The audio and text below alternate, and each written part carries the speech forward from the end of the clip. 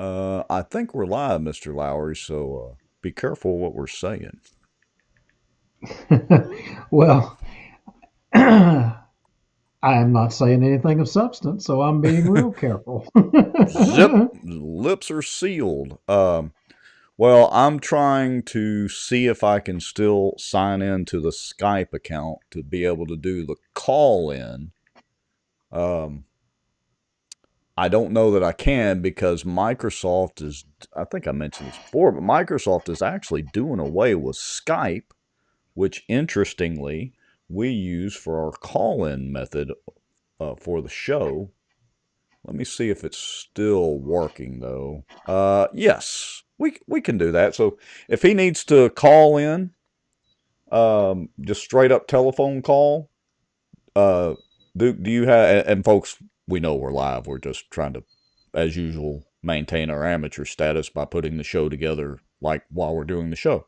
Uh, Duke, do you need the call in number in case he needs to call in? If you want to send it to me, go ahead and send it to me, and I'll shoot it off. But I think he's going to try to make it to his laptop and roll in. So, Yeah. Okay. So I'm gonna text this over to you real quick. Let's see here, yeah, and then we'll actually talk about stuff here in a minute. yeah. So, and we'll go to the break here just real fast. But guys, we're going to have a pretty decent show. We've got a uh, Jack McFarland. He is one of the head knockers down there in the legislature on the House side. In fact, HB1, that's one of his bills, and he is a part of the Doge team for Louisiana, as they would say it. I don't know, it just sounds goofy saying that, the Doge team of Louisiana. But you know, It if sound they, sounds better when Elon and his team say Doge, but we're just not used to saying it yet. yeah, that's right, that's right, and anyway, we're going to take a in-depth, deep dive on some of the legislation that's going on in Baton Rouge, and particularly insurance, which is one of the big things that everybody, I mean, it seems like every single year is all uptight about. And we've got a lot of content to talk about in there. And then I think we're going to spend a few moments. What would a Bossier Watch show be without talking about Bossier City? Well, I don't. Apparently, But if you haven't noticed yet, and folks, maybe y'all have as well, but we're talking a little less, and just a little less, and just a little less about them each show. Not much, but just a little bit less. right, right, right. And we're going to talk a little bit about former coach and state representative Billy Montgomery. A lot of people may or may not have heard, but he passed, and I think we are also going to talk briefly about David Jones. David, passed last week, and anyway, Yeah, that is not a great note to talk about, but both very interesting characters and definitely part of the political landscape. So you want to go ahead and we'll just roll on into the countdown and break, come out of it, and we'll just start wherever. How about that? let's do it. All right, well, folks, you all know the drill. For those of you that are watching, go ahead and tag and share. We're going to, like Duke said, dive into insurance again. It is still a problem. We will do that after we come back from the break, about 2.5 or 3 minutes. So this is your chance to share, tag, text people, and go make your popcorn and make a stiff drink. We'll be back in just a few minutes.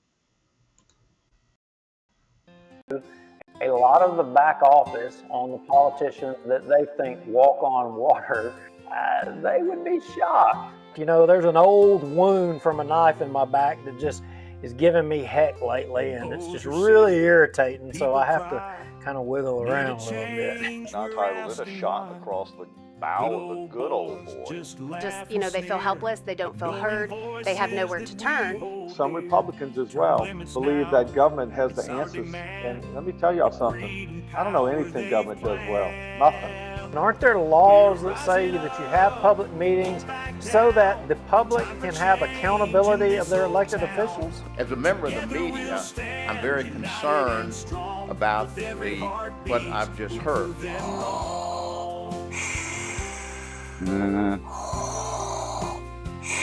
Well, I'm not thinking Star Wars at all. I'm thinking zombie apocalypse. Oh, folks coming from the border down there? Yeah, it's going to border. It's actually going to Mexico and border.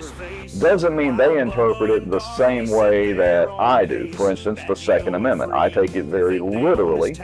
That's been interpreted different ways in the court system all the way up to SCOTUS. We're still right now combined on both pages of YouTube at 264 people watching. That is amazing, folks. Through conscious, shocking action, which in turn would enrich sitting city council members Scott Irwin and David Montgomery Jr. In theory, you know, it's an every week thing. We got to double check and make sure it's like a miracle any of this actually works. This live broadcast is brought to you by the Outdoor News, fishing and outdoors for our area. Acadiana Mortgage, over 25 years in the mortgage business. Pelican Training and Consulting. Reach out to Julie Ferris. Smarter Geek, making technology easier. And folks sharing information and watching out. Now, grab your popcorn and a drink. Here we go. And here we are, and looks like our guest is in the green room, so we'll introduce him here in just a few moments, and hopefully the audio and everything will be working fine. Yeah, so before we bring Jack in and talk briefly about, couple of political hits, I guess you could say, but I shouldn't say hits. I mean, I think both these gentlemen lived full lives. Both were, respected people in the political world. David Jones was a former Bossier City councilman, and the Jones family, Jones Environmental in Bossier, longtime family of Bossier City. And David passed last week.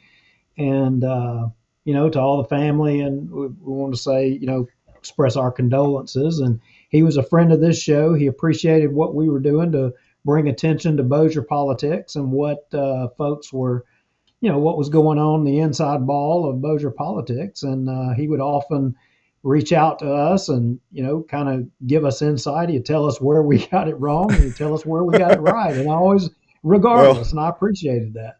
Well, many folks that are watching probably don't know, but I'm sure between you and I, we have dozens and dozens and dozens of hours of conversations with Jones. He would call, and I know with me, we'd do this back and forth thing, and sometimes I'd agree with him and sometimes not, but he definitely was a fan of the show and liked to give his 2 cents sometimes behind the scenes, and it was much appreciated. So he was also on the Red River Waterway Commission, and, full disclosure, he did help us out with some of the high school fishing stuff. And so I'm very appreciative of that, to kind of help the ball get rolling with that. Anyway, good guy that I knew anyway. Real good guy, and then I just saw today a notification that, I knew him as Coach Billy Montgomery, but and our guest, Jack, I think Jack knew Billy Montgomery, and, he was one of those old school guys, and he did a lot for Bossier. I think he served 3 full terms in the House of Representatives down there, and he had been sick for a long time, and he apparently passed, within the last day or so. And anyway, hate to see him go too, but we all have that date coming, one point or another. It is coming for all of us without a doubt. And like you said, condolences to the families of both David Jones and Billy Montgomery. So, shall we go ahead and bring on Mr. McFarland, or you want to dive off into something else and keep him waiting? Nope. Let's bring him in. Okay, well, let me click a button here. Hopefully this will work. Mr. McFarland, can you hear us? I can. How y'all doing tonight? Excellent. How are you? Well, doing good now. Everybody's about gone from the Capitol. Oh yeah, As you that can see, though, I'm still in my office working. well, Well, absolutely. That could be good or bad, I guess. Folks down at the Capitol doing stuff. It kind of depends on what they're doing. now, Jack, I ain't seen you in a while, but I might you just might have answered the question I was going to ask, and I looked at how old you were, and me and you are the same age, but you're all gray-headed. I think I know You know, why. I had all blonde hair when I got elected 10 years ago. And I came home one day and my daughter says, Dad, what happened to you? Your hair turned white. I think that's what politics does to you. I can definitely see that happening. Well, I didn't realize it, but you were kind of at the core of a lot of significant legislation. HB1, that's got your name on it, and this session, obviously, insurance. That was the primary thing that we were kind of wanting to talk to you about, and um, you know what the 1,000-foot view. What can you tell everybody? Yeah. So I guess probably I've been on appropriations now for 10 years. Got appointed as chairman of appropriations last year by the new speaker.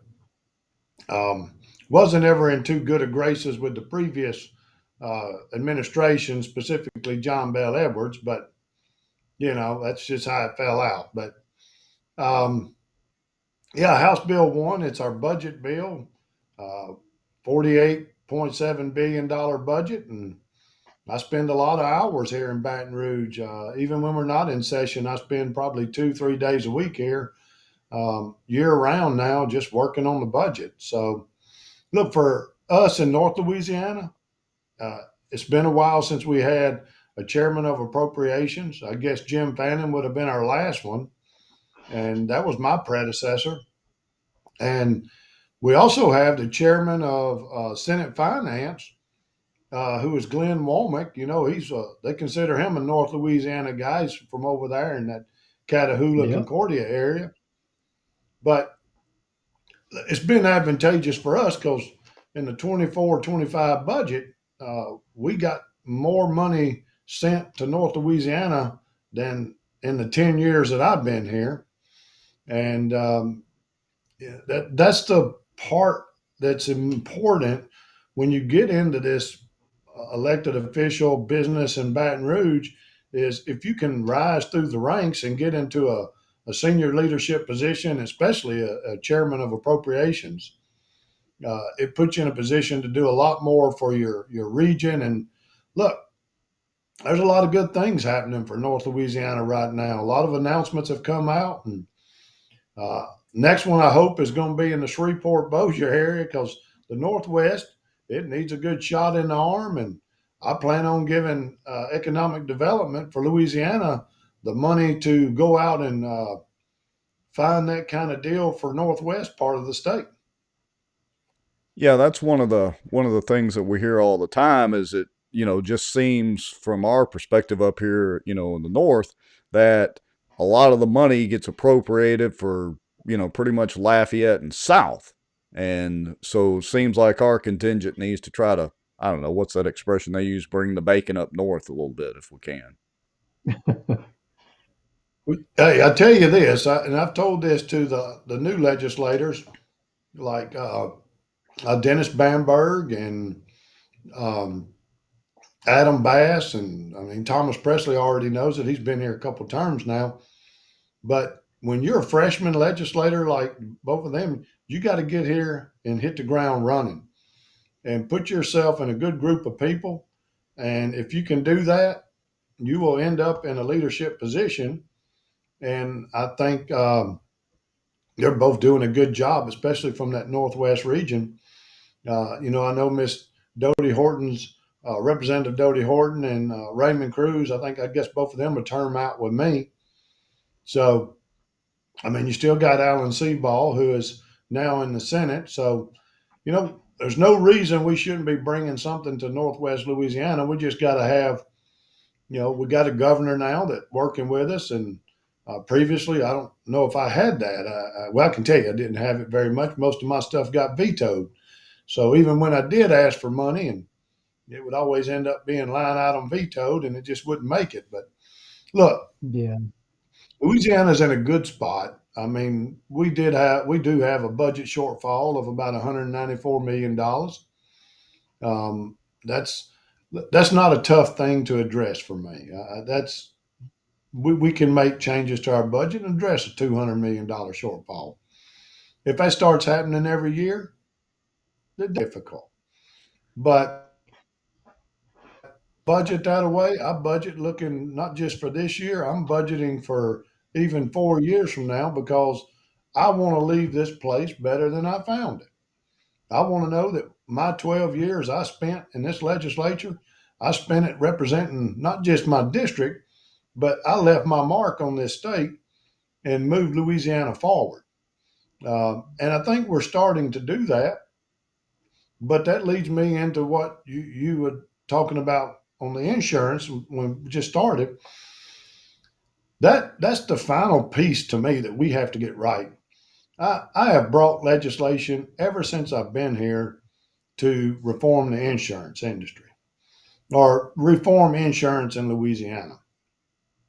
Now, I couldn't even get a simple bill like wearing a seatbelt. We require it by law, but when a jury went to determine the case, you couldn't even introduce that into evidence that maybe Duke wasn't wearing a seatbelt. Maybe he wouldn't have got hurt as bad if he'd have been wearing a seatbelt.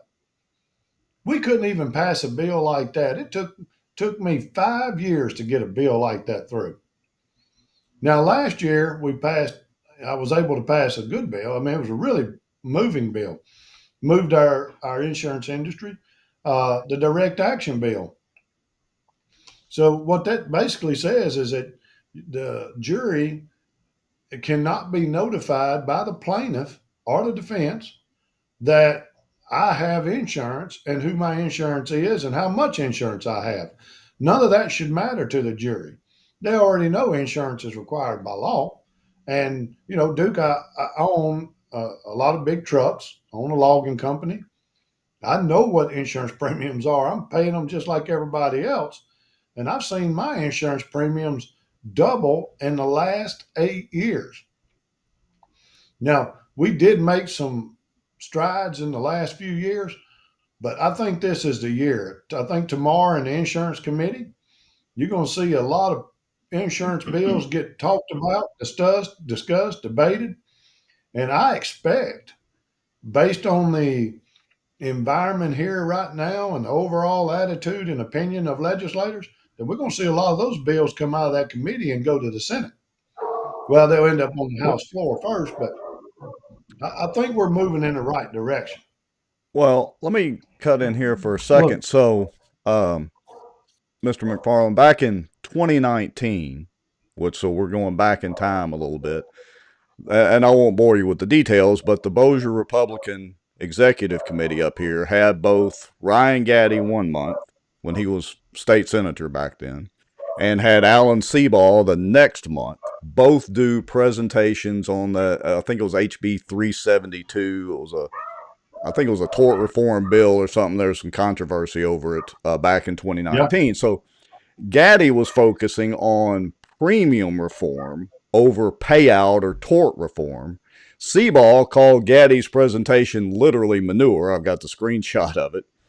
And and then not even a year or two ago, Gaddy did a Facebook post. Anyway, he was still promoting premium reform and said that, look, hey, here we are, several years later, and we've gone nowhere. So my question is not necessarily who was right or wrong per se in that little back and forth, but is it premium reform? Is it tort reform? I mean, what is the solution here? Because every time I pay my insurance premium just on my personal vehicles, my insurance is going through the roof, and I have no claims. I have a perfect driving record.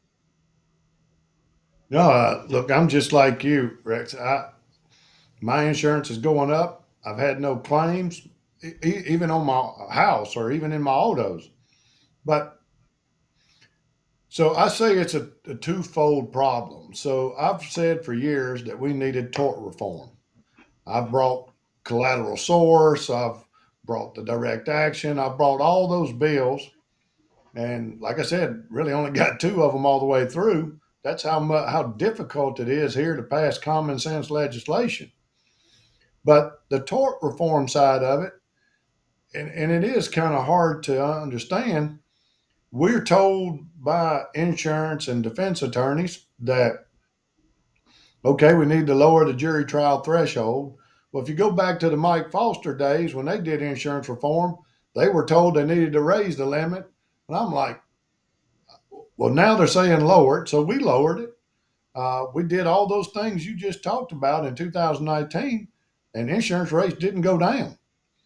The previous insurance commissioner, he even testified at the table that we should see a 20 to 25% reduction in insurance rates. And look, I'm like Alan. I supported all those things, carried one of the bills. And then when you get to the insurance companies, and look, I talk to my insurance company. It's not just my personal, but also to my commercial. And they still say that a lot of the issues is associated with these big lawsuits, these big payouts by these big plaintiff attorneys. So I do still think that we have a significant problem there. And one of them is the medical transparency or the collateral source. I don't think we've got that right yet. I think that this session, you will see that medical transparency piece be corrected. But there's a little piece in here. I'm going to throw another little caveat in there. The hospitals. Do you know that the hospitals and like these surgery clinics, these what they call specialty hospitals, they're part of the reason that these big medical payouts are so much because what treatment you would get for, let's say, a broken arm would normally be maybe a $10,000 bill. But because they see it's in an auto accident, the bill goes up to 50,000. Well, Wow. we know it's happening and it shouldn't be happening. And according to the defense attorneys, and even to the plaintiff attorneys that I've talked to, the plaintiff attorneys know they're making a lot of money off of it, but so are these hospitals, especially these specialty clinics that treat people. So, look, I think that as you lower that and get down to just the actual cost, and we shouldn't be paying anything above actual. So if that broken arm is actually costing the hospital $10,000, just like it would with your private health insurance, why does it cost $50,000 just because you was in an automobile accident? So thank you for saying that. I mean, that's just common sense. It doesn't make sense to me. So I asked a plaintiff attorney. So I went to a plaintiff attorney and I said, why would you be against the defense showing the actual bills? He said, Jack, I'm not. He said, matter of fact, the defense can already show, but the judges, most of the time, declare them inadmissible and will not allow the jury to see the actual medical expenses. Well, that was the first time I'd ever heard that. I didn't even know that was happening. So we got to fix that. And if we put it into law that actual medical expenses will be shown to the jury, and there are pieces of legislation that are coming forward tomorrow that are talking about these very things, that is a big step forward in my opinion. But look, I'm back to where you was at in 2019, Rex. What if we do all this and rates still don't go down? Right. I'm sitting here and we're bringing all the bills that the defense attorneys are telling us to bring. We're throwing everything. Well, they say when you're throwing everything at the wall and seeing what sticks. That's what's happening here. I mean, we are throwing everything at the wall this year and see what sticks. And I mean, even a dash cam bill that all these years I've been running dash cameras in my big trucks. I don't get a premium reduction for that. I don't get a discount. Well, Jack, we shouldn't have to. Go ahead. Well, Jack, let me let you catch your breath for a second. I know you're used to talking a bunch, but you may not know this about me and my wife. We had an oil field service company, and I ran trucks. I mean, my favorite's an old Peterbilt 379. I don't even like them old 389s and the way they ride. But with that said, I mean, we were a Louisiana-based company, and I literally had to move my company to Oklahoma because I couldn't, one, afford the insurance, and no claims, perfect CSA scores, and I had to move to Oklahoma. And so I get up to Oklahoma, and automatically all my rates are like less than half on commercial. I mean, it's stupid how low it is, right? So you know how with trucking, your DOT checks you and things like that. And this interaction, just to give you an example, and I think this ties into what the governor said at that little speech that he made. DOT guy was pulled us all over and was checking all of our trucks one day, and he says, well, you need to take care of this, you need to take care of that. I'd like to see that a little better. And I was like, well, man, if I was anywhere else or if I was in Louisiana, that'd be an out of service. And he says, oh no, he says, not here. He's like, we love our oil field. We want to take care of y'all, make sure y'all safe, but at the same time, we want you to be here and we're glad you're here. Just get this fixed and get on your way. Isn't it? It's a mentality. The governor was trying to say it's a mentality thing. Now, he was specifically talking about maybe, injuries and how litigious we are in Louisiana. But I think it all goes hand in hand that it is a culture maybe that we've established here in Louisiana. Do you agree with that and what the governor was saying? I do agree with it to some degree. I'll say it this way. We have been programmed in Louisiana, and I think it's all by attorney advertising. You can't drive 100 feet down the road without a billboard. You can't get on TV and see a show without a commercial. You can't drive and see a bus that's not wrapped in a plaintiff attorney. But we've created this environment where if you're in an accident, you're going to get a payout and a substantial payout. So now, even when people are in just, fender benders, they happen. They feel like they're obligated to sue. And that should not be the culture we live in. So, one, I think we do need to change the advertising in Louisiana because I think that has been embedded in our minds that you see it every day. I see it on the news or while I'm watching TV. Look, if you've been injured, call me. And then they'll have somebody on there saying, so-and-so got me $350,000. And man, and I know some of these. If it wasn't for the billboard attorneys, I don't think we'd have an LSU football team. I agree with you. We would even have LSU Tigers. Well, let me interject here for a second, because one of the other things the governor mentioned in his press conference was, and I'm paraphrasing here, so forgive me, but was the fact that the insurance commissioner doesn't have enough power or authority to control certain things. And let me state right up front for everybody, I've said this on the show before.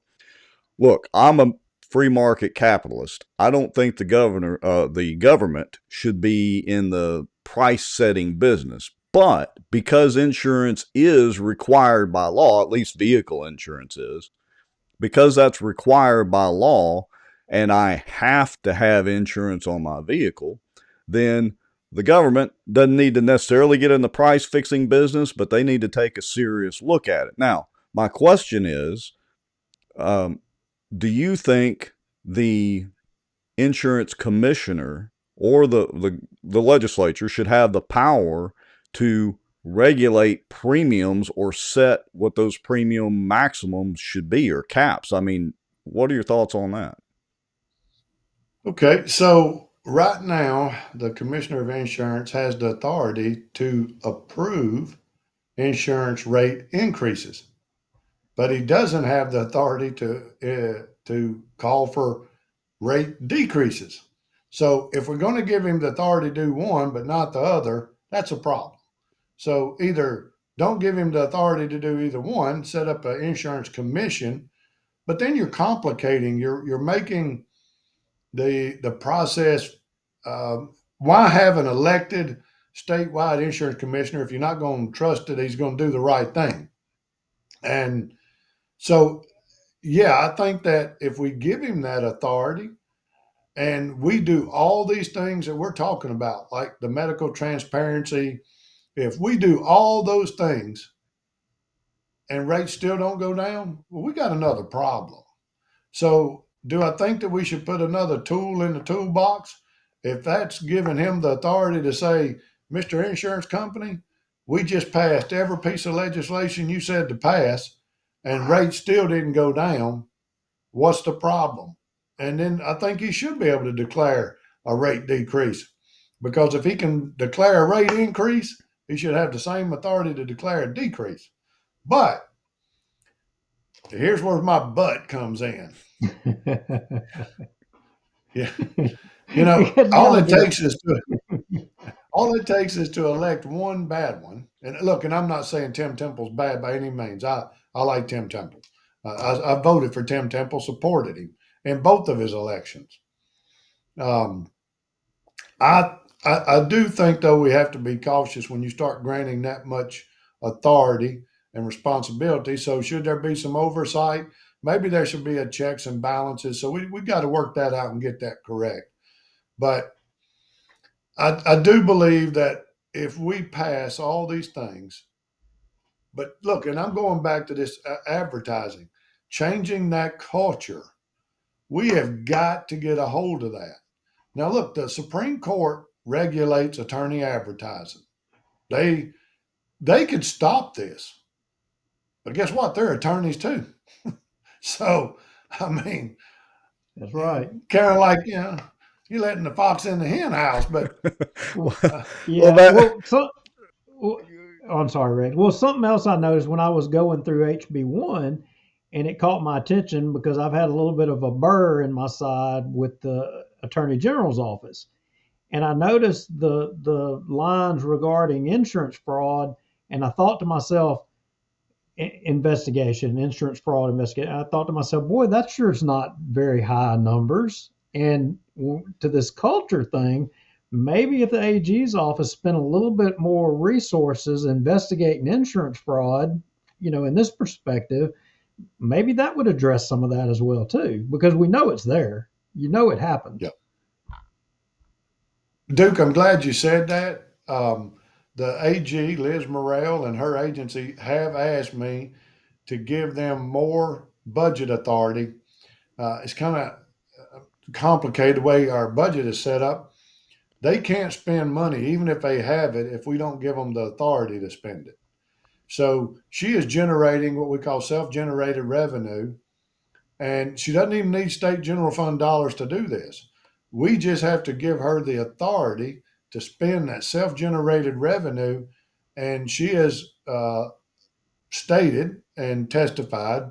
Well, I say that she sent her deputy there who testified in her behalf because she was out of state, and he testified that if we would give them that increased budget authority, then they would have more money to employ more attorneys to look at more of the insurance fraud. So you are right about that.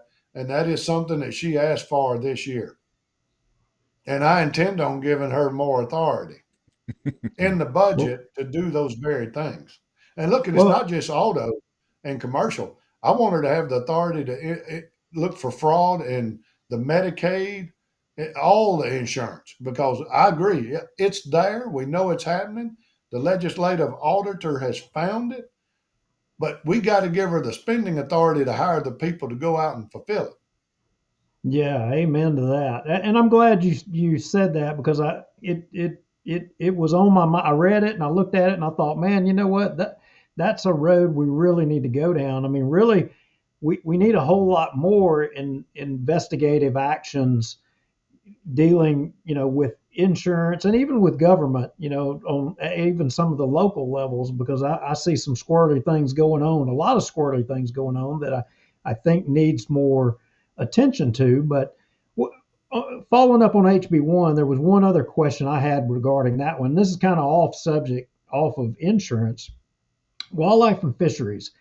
I noticed that going into 2026, it looked like we're going to see a $10 million difference in their money. What is that? If you can explain that briefly. Yeah, so wildlife and fisheries budget has primarily come from the conservation fund. Now, the conservation fund is funded by offshore drilling revenues. Well, we have very little offshore drilling in Louisiana right now. Not our fault. You know what the previous presidential administration did to offshore drilling in Louisiana. So the conservation fund has been completely depleted. The previous administration, instead of finding another funding source, depleted the entire account. And so now, this year, we will have to fund about $36 to $38 million of state general fund to wildlife and fisheries just to break even. And that's the difference in their account now, is that money that was coming from the conservation fund, I said, it's empty. I mean, it's just not generating enough revenue. So we're going to make up that difference with state general fund. I'm going to let a little light in here. It was too bright a while ago. Okay. Yeah, and as you're doing that, yeah, that's much better. I'm going to adjust the... Too much. That's about perfect right there. So hold on a second, Duke. I got a question. All right, hold on a minute. So there's a $10 million difference, and we got to come up with this shortfall and all that good stuff. Wait a minute. What happened to the fee increases and that fee realignment for our hunting and fishing licenses? And that was supposed to fix everything, and they were never supposed to have another budget shortfall, blah, blah, blah. What happened? All I can say about that is that addressed that shortfall, but it didn't address the shortfall from the conservation fund being depleted. I remember when I was here, when those fees were passed, it's what they call streamlining the licenses, making it, by being able to buy a package and make it more attractive. That's my opinion, was that conservation fund was being depleted already, and that bought the previous administration some time to get out of office and leave it in the lap of someone else. It happens a lot, Rex. It's happened in other agencies, and it's happening in wildlife and fisheries. Well, and I didn't want to come across as, my dander was up at you for that or anything like that. It just got my dander up because, it was supposed to be the greatest thing since sliced bread, and here we're having to find some more slices of bread. Well, I want to generate. Yeah, Jack, I wanted revenue. Go ahead. Yeah, go ahead, Duke. I'm sorry. Well, I was going to say something that you may find just absolutely amazing. I mean, look, I am limited government. I mean, I find Republicans to be moderate, if you want to know the truth. I mean, I think maybe I fall more on the libertarian side of things. But when it comes to wildlife and our natural resources in Louisiana, have always found it odd that we're one of the few states that doesn't have dedicated funding, for our wildlife and fisheries stuff. And there's, I don't know, I wish that we would see, some opportunity in the future to give the people in the state of Louisiana the opportunity to consider some form of dedicated funding, like you would see in Minnesota or even Missouri. The Missouri DNR, they have a real robust dedicated funding deal up there, and I think the people in Louisiana would go for it, and I think that would probably lift a little burden off of you guys in the legislature having to shore up shortfalls too. But my 2 cents. I agree. No, I agree. Look, we should have given them the authority when the conservation fund, when we identified that, okay, only offshore drilling severance or revenues were coming and going to wildlife and fisheries. And when that started being, you know, offshore drilling in the Gulf has been going down. It was the worst it's been was under the Biden administration. And we just have not recovered. And part of it's because we were forced to start drilling inland, which is great for us because we got the Haynesville Shale. And we were forced to do it efficiently and make it cost effective. And, you know, what I've told everyone, why would the companies want to go back offshore and drill at a higher expense when they can stay inland on land and drill at a lower cost? And look what natural gas is, and we're still drilling and getting plenty of oil. And you know, we've just found another way to do it. Unfortunately for wildlife and fisheries, what we should have said was revenue from offshore and onshore should have been dedicated to wildlife and fisheries. And I think we would have that type of what they have in Minnesota and other states where they have a robust wildlife and fisheries department, and it's vibrant, it's doing exceptional things. Very interesting. I want to back up for just a second to the discussion we were having at the beginning about the budget, because there was a comment made as the comments were rolling by. And I believe the comment was basically the budget had increased by $10 billion over year prior or whatever it was. So here's my question. If the population in Louisiana is relatively flat or stagnant, maybe even decreasing, you know, depending on what year it is, why does our budget continue to increase so much? I mean, it stands to reason to me that if our population was expanding and growing and we had people moving into Louisiana on a regular basis, we would naturally have a bigger budget. You'd have more tax revenue coming in, you know, and all that. But if we're staying basically the same, why is our budget continuing to, what a lot of us feel, grow by leaps and bounds? Okay, I could give you the best answer for that is, so this year our budget did not grow. I don't know where they got that number from, but it did not grow by $10 billion. Actually, 24-25, our fiscal year for 24-25, that I carried HB1 in 24, it had the lowest growth of government in the last 14 years. And it grew by less than 2%. And the budget, whoever that is, they're right when they say, why did it grow by billions of dollars? Because it has. And I can tell you that when I got here, our budget, and this was 10 years ago, when I got here, it was around $25 billion. And last year it was $48 billion. That's a $23 billion increase. So they're right. It has grown by billions. The biggest increase come from the amount of federal dollars that Louisiana gets. The majority of that is Medicaid spending, Medicaid funds that we get from the federal government. Unfortunately for us, Louisiana has 45% of its population on Medicaid.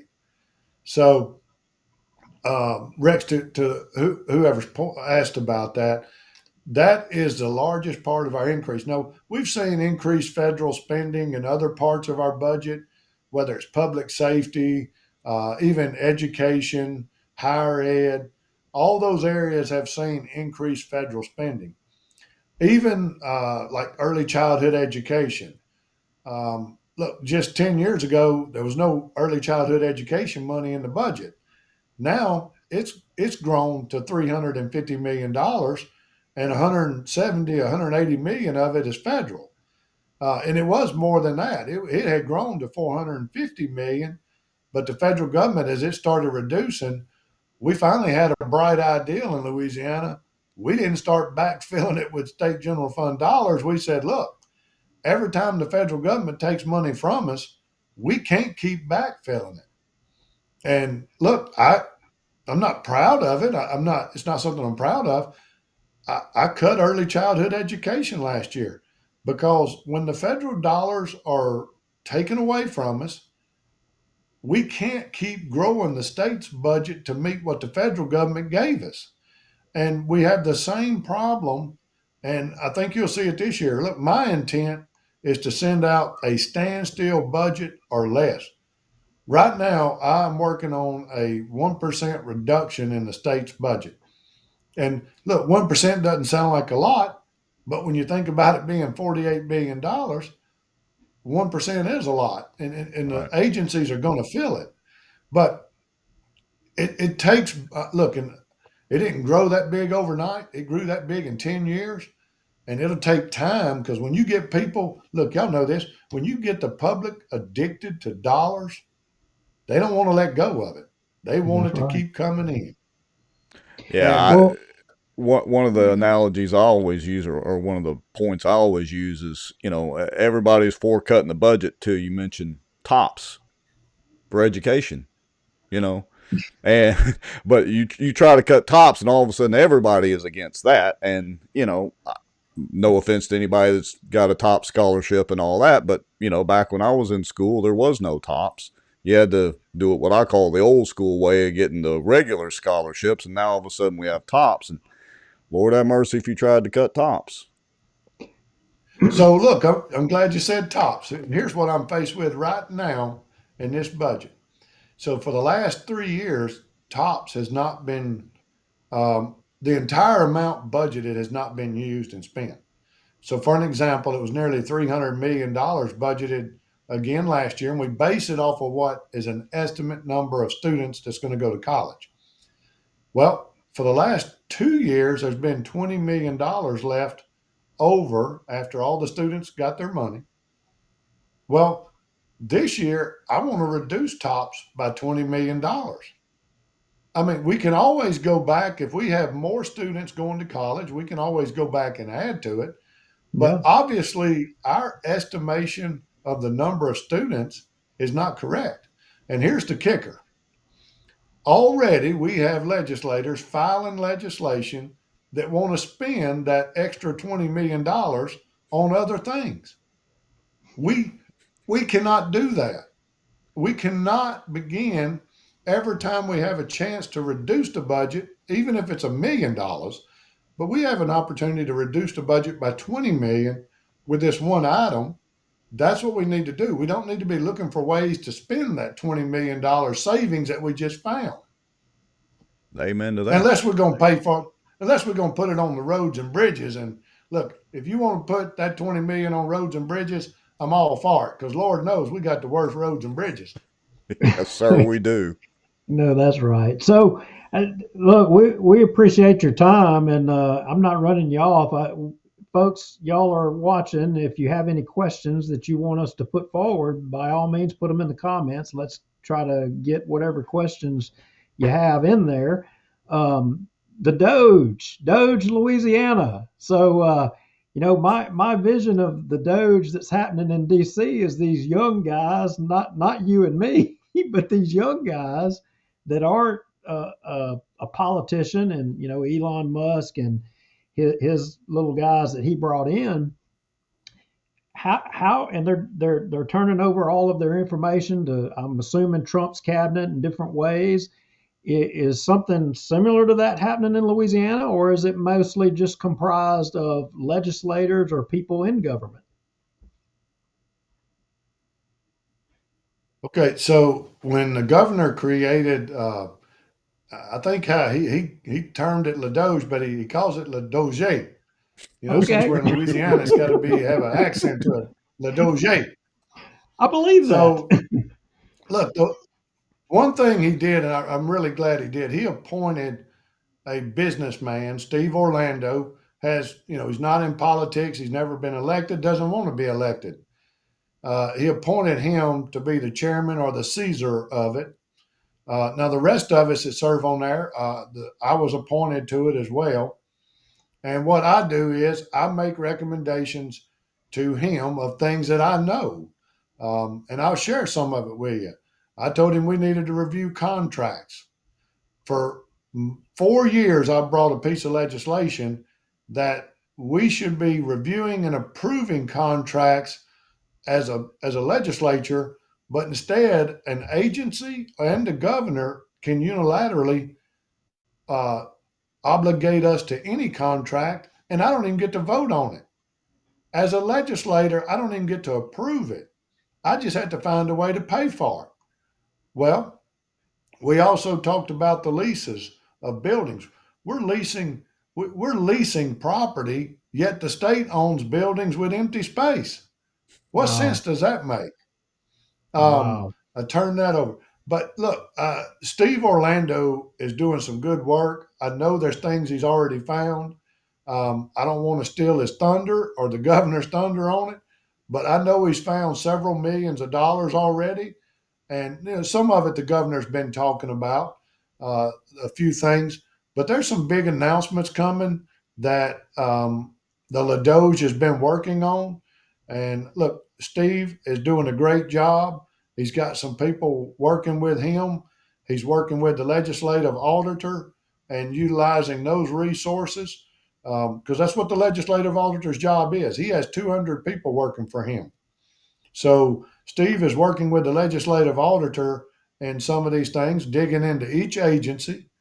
And look, when you take a $48 billion budget, now I know it's not as large as the trillions of dollars on the federal level, but for Louisiana, a $48 billion budget, it's going to take some time. And I believe that in the very near future, he's going to make some announcements about tens of millions of dollars that he thinks that I know we can save. And he's going to demonstrate that and show the public. I also believe if we will allow him working with the Louisiana legislative auditor, I believe within the next 6 months, you're going to see some really tremendous savings. I wish we could do it as fast as the federal government did it with Elon and so all the AI technology. And I don't think we have those kind of resources, but we are going to make some significant efforts. Well, one thing I can probably safely predict is just like on the federal level, you got some people that are kicking and screaming about finding all this wasted money. I bet you when we find some wasted money in Louisiana, it's going to be the same kicking and screaming, just on a little bit smaller scale. Yeah, I think that's the case. Without a doubt. definitely. Without a doubt. No doubt. Well, Jack, you get out of Baton Rouge. I hear it's going to flood down there. I want you to have to somebody come get you in a boat down there. Look, I'm stuck here till Thursday morning. But Thursday morning, I'm coming north, and I'm not coming back south for 3 or 4 days. I'm gonna at least enjoy Easter at home. Amen to that. Well, But look, guys, please invite me back during the session. We're going to be here for another 8 weeks, so please have me back on through this process. Allow me an opportunity to update you on the budget, what we're doing. We can get into more specifics. I love that your people are engaged and asking questions, and maybe they'll have some time to get some questions together. And look, I don't mind curveballs. I don't have all the answers, and don't believe I do, but I will give you an honest answer, even if it hair lips the Pope. Well, I have thoroughly enjoyed this conversation and have learned quite a bit just in the last 45 minutes that we've been chatting. So I certainly can say on behalf of the people commenting and Duke, we absolutely appreciate you coming on. thank you so much, Jack. We appreciate Thank you, you, brother. guys. You be safe. Thank you very much. Yes, sir. Yes, sir. All right. Well, that Put my was glasses on to get out. pretty informative there, and had some pretty good commentary going on in the comments as well. Yeah, I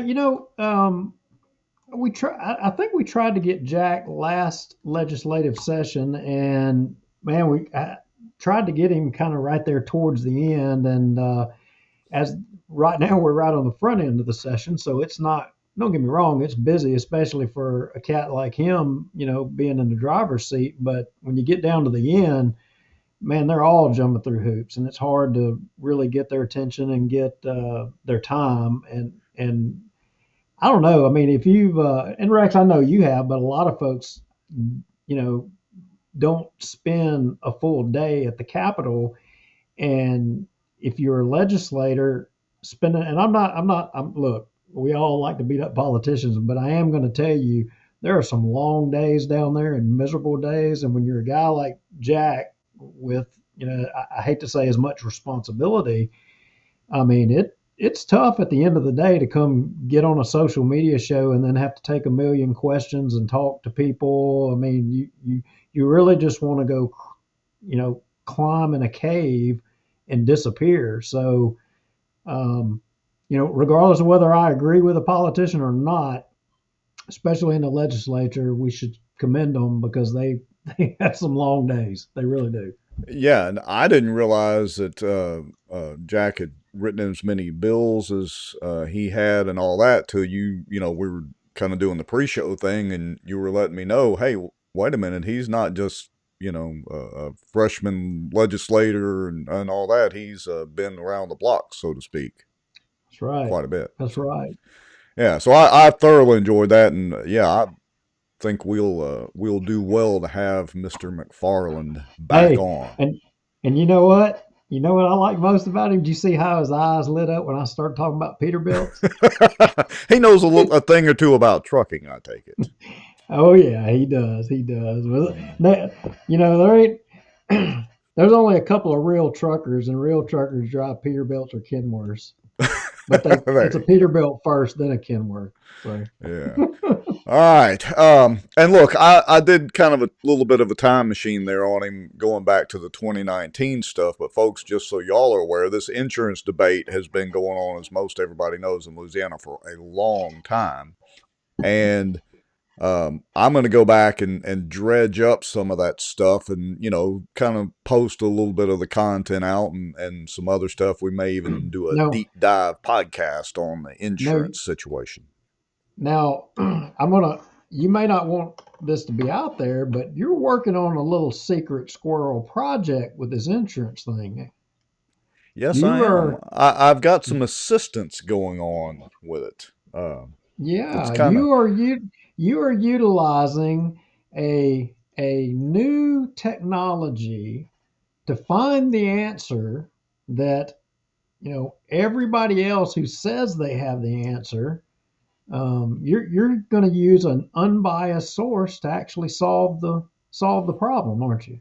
I plan on solving the insurance crisis in Louisiana. If nobody else can do it, by golly, I am. In all seriousness, look, it's no secret. Folks probably know that AI is a big deal, and so I do use AI on not a lot, but on some of the content that we put out, more as an automated assistant. And, being able to, I'll give you a good idea and kind of a tech tip for those of you that are watching. So I'm going to use the transcript from Seabaw's insurance meeting back in 2019 and the transcript from Gaddy's insurance presentation again back in 2019 and kind of do a comparison. And then I'm going to throw Landry's new press conference into the mix and have it do a comparison contrast between all three of those. That's one thing that AI is really good at. And that allows us to push out more content for folks that are watching. Look, some of those posts we've been putting out have been getting, 8 to 10,000 views with no problem. And so I think people are starting to enjoy the extra content that we're adding as well.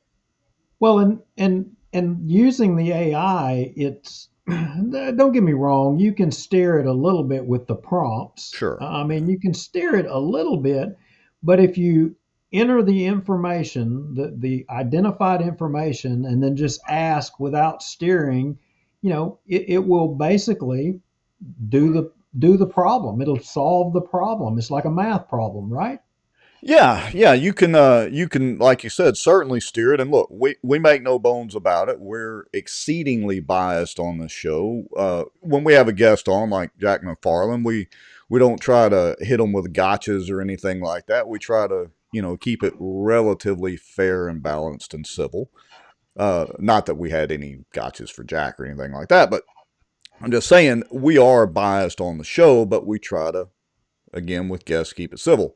With the AI, sure, you can inject your bias into it. It's all in the way that you prompt it, but you can also have it give you a relatively unbiased by how you prompt also. And I'll say this, of course, I like to take what the AI spits out and then kind of do my own fact checking and make sure that if I'm trying to get something that's relatively unbiased and it is stating something as a fact, I do my homework and make sure that the facts it spits out are, well, actually facts. So anyway. Yeah, because yeah, and folks, I mean, we're turning this into a tech show, but I will say, and I'm not going to say which, but there is a disparity between the different AI models out there and the how correct the information is. Yeah. And that's most people aren't going to do the high dollar paid version like what you do, but if you just do the basic versions, the free versions, I will tell you, be careful because there are errors in there that will get you caught up. Yeah, well, I think the technical term that they use is hallucinations. And look, you're right. So the different AIs that you can use, I would equate it to the old days, not so long ago, when you had Yahoo search and Google search and Bing search before Bing started using Google in the background and all that. But anyway, you type in a search query into 3 different search engines and you get 3 different sets of results. Well, AI is very similar to that. It's not all knowing and all seeing. It's just all consuming. Are you focusing, or are we doing the more power to us? My bride was saying I was out of focus, but she was really is the problem. She was focusing on the rooster behind me on the I shelf. got you. Yeah, I've noticed you got a little artistic bent to your background, kind of a what is that, Arizona, New Mexico-esque looking background back there? Well, I don't know, but that hideous color is not a color that I would ever have on any wall in any camp that I resided in. I can tell you that for a fact. But hey, whatever torture you want to do. Yeah. And look, folks, it's no secret there's not a whole lot for us to talk about tonight, so we're kind of rambling a little bit. But I do want to discuss the city council not meeting that they had Friday morning. Did you watch any of that? Jeff said I was raising black Nazis. What? Wait a minute. That doesn't compute. I mean, Hitler wasn't actually an Aryan by his definition, so the whole Nazi thing, I don't know, but was he? But didn't they just say they found him? He camped out in El Salvador or Cambodia or somewhere in South America. He was hanging out with Elvis. Yeah. Oh, yeah. Okay. Yeah. Him and Elvis were proud of. Anyway, I'm sorry, Bossier City. Yeah. Well, speaking of Nazis, so talking about the Bossier City Council. And their Gestapo-like tactics that they do at these meetings. So they're changing the rules, again. Well, they tried to change the rule. They were trying to change the rules, and Wes Marriott had a good spill at the Tuesday meeting, about why they were doing that, involving his lawsuit and all that. So they tried to have this meeting Friday morning at 9 a.m. And there were, I think, a couple of crickets, literal crickets there. Bubba Dom was there, Hammonds was there, and Queen Monty himself was there. Oh, but they didn't have a quorum, so they couldn't change the rules. So they have moved it to this week. I forget what day it is. They're going to try to have another meeting. Is it this Thursday or Friday? Friday's Good Friday. Forget what day they're going to try to do it. But anyway, they're going to try to change the rules of decorum again. But that's not the interesting thing about this not meeting. I was going to say, because so far I'm bored. I don't know. You ain't entertained me. Well, okay. So do you remember we did our show Thursday night, and Mr. Cheatham, right, yeah. Mr. Ronald Cheatham, had called me before the show and said, hey, would you please apologize because he wasn't going to be able to make the next city council meeting. So would you please publicly apologize for the way that he had acted at the Tuesday meeting? Well, because I got to tell you, I felt a little bad about us talking about that, and maybe we shouldn't. But it is what it is. It happened, and the God thing, But okay. And he called and asked to apologize. So I mean, it was at a public meeting. So at the Friday not meeting, apparently Mr. Cheatham was there. I think Wes was there. I don't know. Cassie, were you there? I think maybe Cassie was there. Anyway, apparently, now I'm saying this secondhand, so y'all correct me in the comments if y'all were actually there at the meeting, but apparently Mr. Cheatham got up to apologize to Baba Don.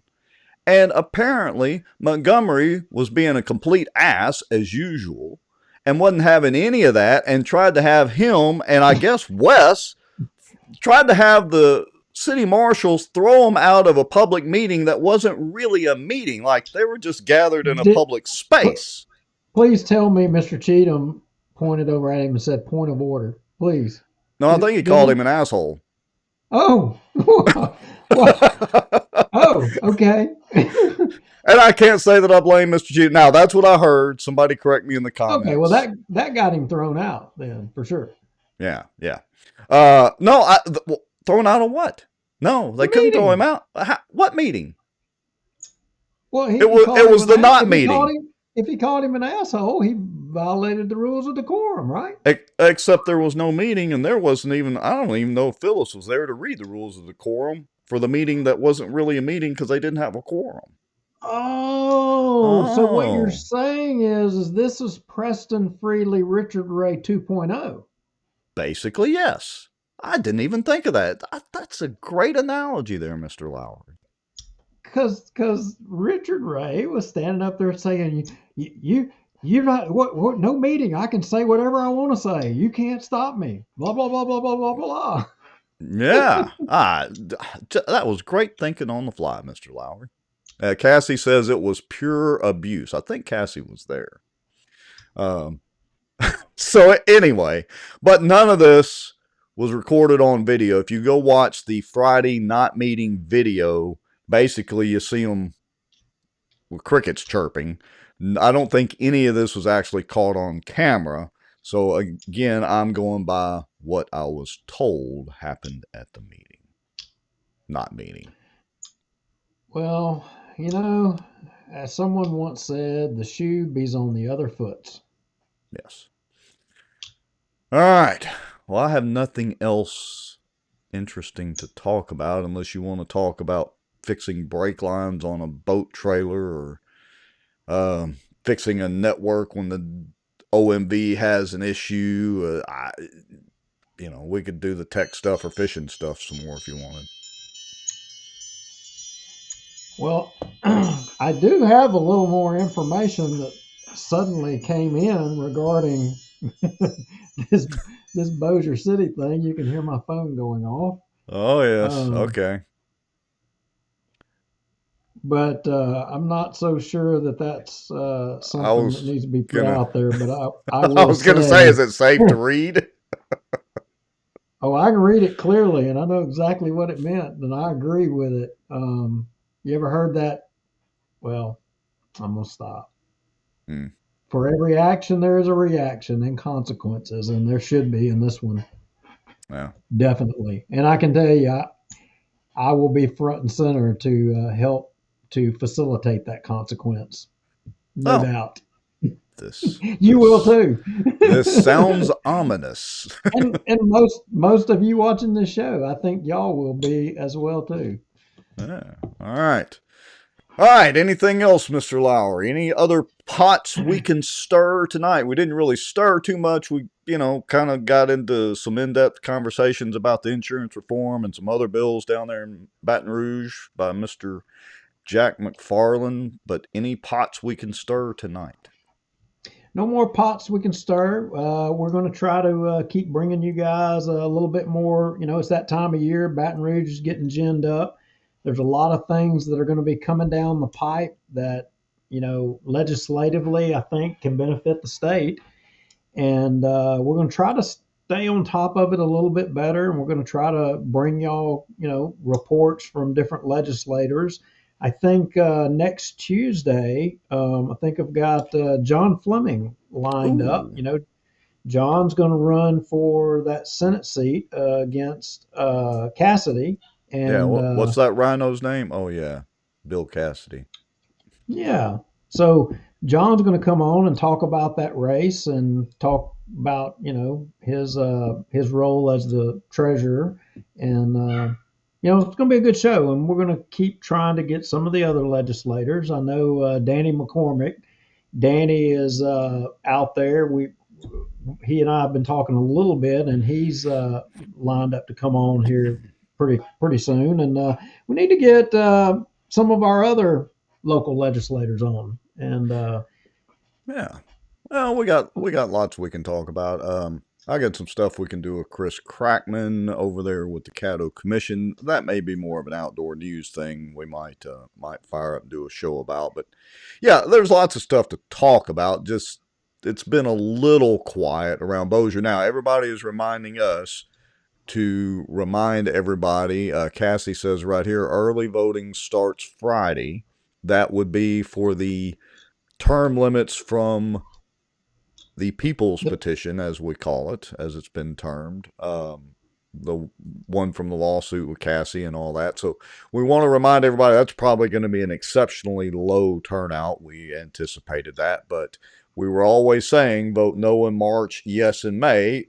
March, actually, term limits were enacted in March. That's okay, but we still want to vote yes in May. Yeah, absolutely. And I think statistically, like you said, that race is the only thing on the ballot. It's going to be a turnout that is so low. It's crazy low. The people who have mail ballots will be the people that will probably decide that election. So if you have a grandmother or a parent or a spouse who gets a mail ballot, by all means, talk to them, tell them the difference, tell them that it's the real term limits, not the fake term limits that just came through on the previous ballot, and, remind them to send those mail ballots in. And I think that they will. I think it's going to be pretty straightforward. It'll be a hell of a lot easier ballot than, in fact, probably need to go ahead and start checking some of the returns. Probably so. And Miss Jerry has a good idea. She says have the Bossier or have the Term Limits Coalition on Bossier Watch, or we may just spin up a special Bossier Term Limits podcast and have maybe get the Colonel on there, Cassie, Wes, whoever else wants to join us, and just do a little round table chat session for maybe 30 minutes or an hour or something. Maybe we can spin something like that up. Yeah, we're high achievers. I think we can get that done. Yeah. Miss Jerry says, how many votes does term limits need to pass? 51%. Or actually 50.1%, I guess, technically, just over 50%. Or say 50 plus 1. Yeah, 50 plus 1, yeah. Good. That's the correct way to put it. Okay. Good night. That's it for rambling. Good night, Mr. Lowry. I'm going to hit the finish button right now. Say we're out of here and take us out. We're out of here. Good night.